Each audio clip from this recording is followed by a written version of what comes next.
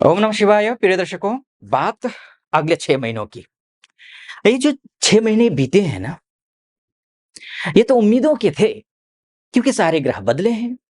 जब भी कोई ग्रह बदलता है, एक राशि से छोड़कर दूसरी राशि में प्रवेश करता है, तो वो तो या तो वो बालावस्था में होता है, या तो वो मृतावस्था में होता है। सम और विषम राशि के हिसाब से। ना तो बालावस्था का ग्रह ही रिजल्ट दे पाएगा। बालावस्था का ग्रह एक बालक क्या ही कर सकता है? भूख लगेगी तो रो सकता है, बोल भी नहीं सकता। और कई मृतावस्था के ग्रह होते हैं, तो वो अवस्था ही मृतावस्था, उन बिल्कुल खत्म स्थिति में है, डिग्री वाइज खत्म है। उनकी रश्मियाँ आप तक पहुँच ही नहीं पा रही हैं सही से, तो काम ही नहीं कर रहा है। तो उम्मीद थी कि ये ग्रह बदला, शनि बदला, मिलेगा शायद, लेकिन नहीं मिल रहा था। राहु, केतु, गुरु सारे बदल गए। उम्मीदें थी, लेकिन शुभ उम्मीदें हैं, खराब उम्मीद नहीं है। आगे के 6 जो महीने हैं ना, वो आश्चर्य में डालने वाले हैं। किन मामलों में, कब-कब, क्या-क्या होगा 6 महीनों में, इसी विषय पर इस वीडियो में चर्चा करेंगे। और उपाय भी बताऊँगा, क्या सावधानियाँ बरतनी है ये भी बताऊँगा। उससे पहले एक जातक ग्रंथ है, बहुत प्रामाणिक, ज्योतिष शास्त्र में बहुत ही प्रामाणिक है। सारावली कल्याण वर्मा ने लिखा है, 5वें अध्याय के 39वां श्लोक है। श्लोक इस प्रकार है कि वक्रिणस्तु महावीर्याः शुभा राज्यप्रदा ग्रहाः। वक्री ग्रह जो होते अत्यंत बलवान होते हैं, उच्च के समान फल देते हैं। दीप्त अवस्था में जैसा ग्रह होता है, उसी प्रकार का फल वो देता है। और शुभ ग्रह हो तो क्या करता है? राज्य प्रदाह ग्रहाः शुभाः। शुभ ग्रह राज्य प्रदा, यानी कि अगर आप कहीं घर खरीदना है, प्रॉपर्टी खरीदना है, गाड़ी खरीदनी है, या फिर राज सम्मान चाहते हैं, शासन से, प्रशासन से आप अच्छा सम्मान चाहते हैं, या कोई नया कार्य करना चाहते हैं, स्टार्टअप करना है, कुछ नौकरी में प्रमोशन हो, या फिर ट्रांसफर करना हो, या फिर आप या फिर कोई तैयारी कर रहे हैं, सिविल सर्विसेज की तैयारी कर रहे हैं, बच्चे हैं, या पढ़ाई-लिखाई कर रहे हैं, या फिर किसी भी शैक्षणिक संस्थानों से जुड़े हुए हैं, तो आपके लिए तो शुभ ग्रह वक्री होने का मतलब ये है कि अत्यंत शुभ होगा, सब कुछ प्राप्त होकर के ही रहेगा। और ये बात मैं अभी बताऊँगा कि वक्री ग्रह, शुभ ग्रह कब वक्री होंगे। लेकिन अशुभ ग्रह जब वक्री होंगे तो क्या होंगे? बलवान तो वो भी होंगे, बलवान तो वो भी होगा। अशुभ ग्रह, क्रूर ग्रह, तो वो जब वक्री होगा तो क्या होगा? पापा व्यसनिनाम पुंसाम कहा गया है। जो पापा अरे पापक ग्रह, ये व्यसनिनाम पुंसाम, पुरुषों में क्या कर देता है? व्यर्थ का, आगे कहता है कुर्वन्ति च वृथाटनम, व्यर्थ में घुमा देता है। एक दिन के काम को महीना भर लगवा देता है, बिगाड़ देता है। और आपके राशि का स्वामी कौन है जानते हैं? अब आप सोच रहे होंगे कि आचार्य जी ने 1 डेढ़ 2 मिनट करीब जो है ना, ये सब कुछ कहा आचार्य जी ने, तिथि नहीं बताई। तिथि बताऊंगा अभी। आपके राशि के स्वामी कौन है? शनि है। ये जो शनि है, पापी है, क्रूर हैं, अंधेरे हैं, गलतफहमी ये है, नेगेटिविटी है। ये अलग बात है कि न्यायाधीश भी हैं, ये अलग बात है। शनि सूर्य से सबसे दूर रहने वाला बाह्य क्षेत्र का ग्रह है, सबसे ज्यादा दूर। इसलिए 2.5 वर्ष में एक राशि का सूर्य का परिक्रमा करता है, एक राशि में 2.5 वर्ष तक रहता है। इसलिए ये वैसे ही विलंब का कारक ग्रह है, और उसमें से ये वक्री हो गया। कब से हो रहा है? 13 जुलाई से। तो ये अशुभ फल मिलना चाहिए, शास्त्र तो यही कह रहा है। लेकिन आपके लिए क्या होगा देखिए, शनि लग्नेश है, शनि राशि के स्वामी है।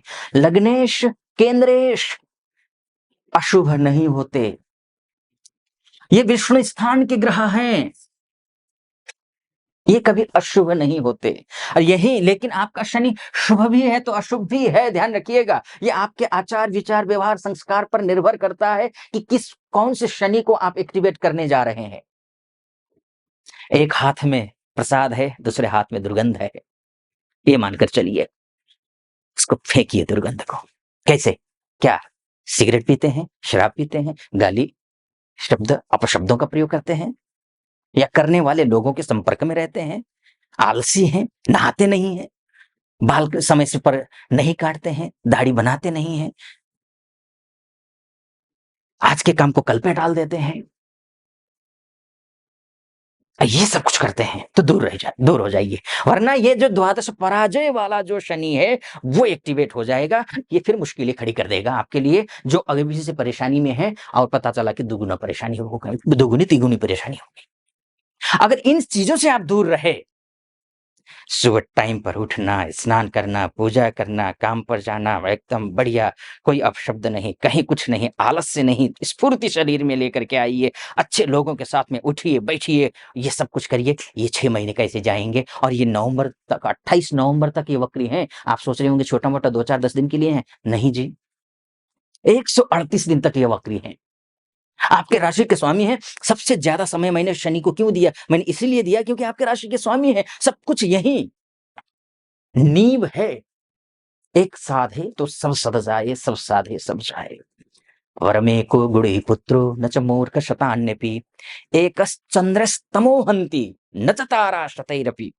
एक ही चंद्रमा पूरे संपूर्ण अंधकार को, तम को नष्ट कर देता है, बल्कि आकाश मंडल में तो लाखों करोड़ों अरबों ताराएं हैं, उनका कोई महत्व वो नहीं कर सकती। उसी तरीके से एक ग्रह अगर अच्छा हो जाए, जीवन वारे न्यारे हो जाएगा।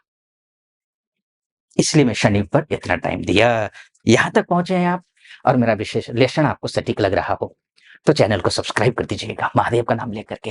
वीडियो को लाइक और कमेंट बॉक्स में जाकर के हर हर महादेव 5 बार, 11 बार, 21 बार, जो भी श्रद्धा बनती है वो लिख दीजिएगा कमेंट बॉक्स में, या फिर जो भी भावनाएं हैं व्यक्त कर दीजिए। चलिए आइए, बात शनि की हो गई, बात अब गुरु की भी कर लेते हैं, क्योंकि गुरु कहाँ है? आपके सोर्स ऑफ इनकम के ग्रह कौन है?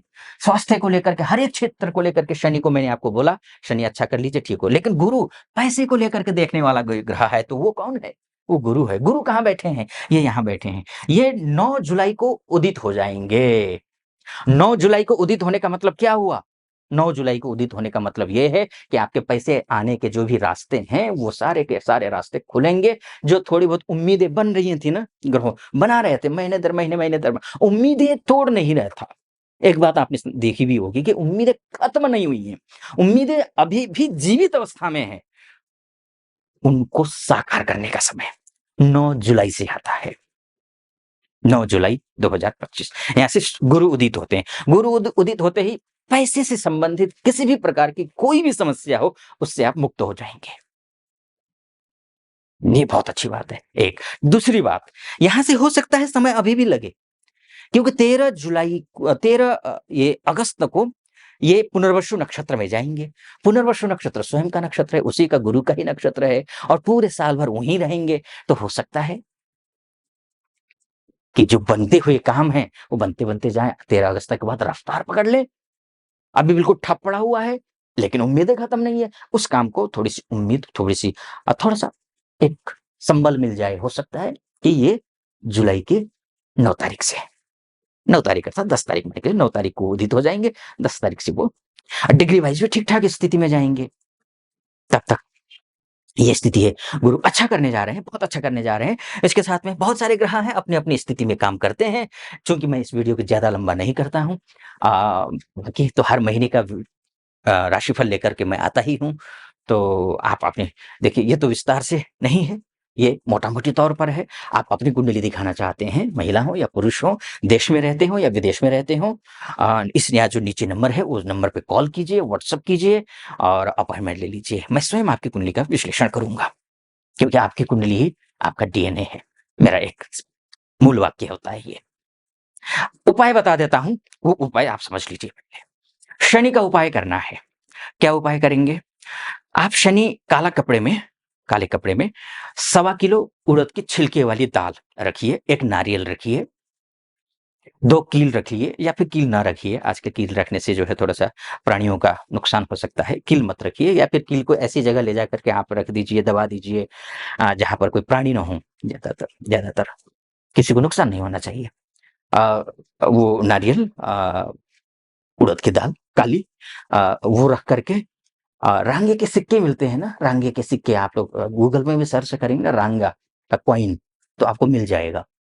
तो वो आप 1 रखिए, 11 रखिए, जो भी श्रद्धा बने हो आप रखिए और अपने सिर के ऊपर से एंटी क्लॉकवाइज